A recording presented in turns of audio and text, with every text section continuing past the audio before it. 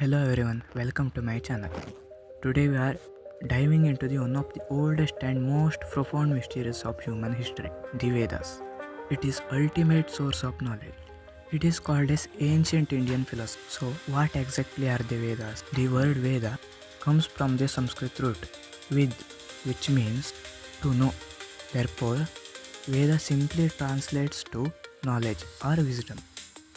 Vedas are considered as apurusha, meaning is not of a human or superhuman. They weren't written by a single author. Instead, they are Shruti, which means that which is heard. Thousands of years ago, ancient sages are said to have heard these cosmic truths in deep states of meditation and passed them down orally from generation to generation. For centuries, this vast ocean of knowledge was memorized and chanted without ever being written down. But as time passed, human memory began to decline. Enter the great sage Krishna Dvaipayana. Unified body of the Vedas was too much for people to comprehend as whole. He took on the task of organizing them. Because he classified and divided the Vedas into four distinct parts, he became known as Vedavyasa, the compiler of Vedas. His brilliant categorization ensured that this ancient wisdom would survive for generations to come. The Vedas are divided into four main texts. Here is the what makes each of the incredible. The Rig Veda, most important of the four. It is massive collection of over 1,000 hymns dedicated to various deities like Agni, Indra and Surya.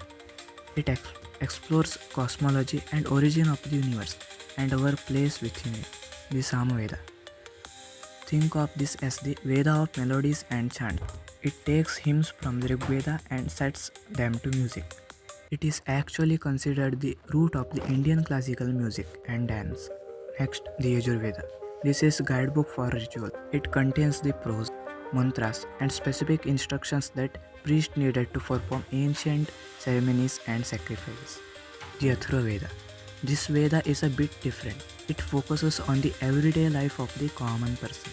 It includes spells, ancient medicine that like Ayurveda and practical wisdom for health and use for our protection.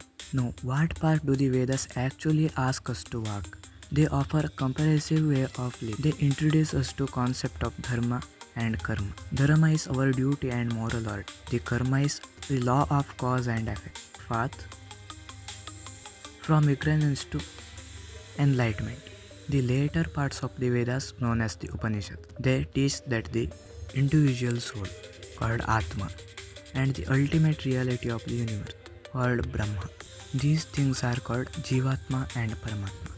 They guide us towards moksha, which is liberation from the cycle of birth and rebirth, by encouraging a life, truth, knowledge, self-discipline, and compassion.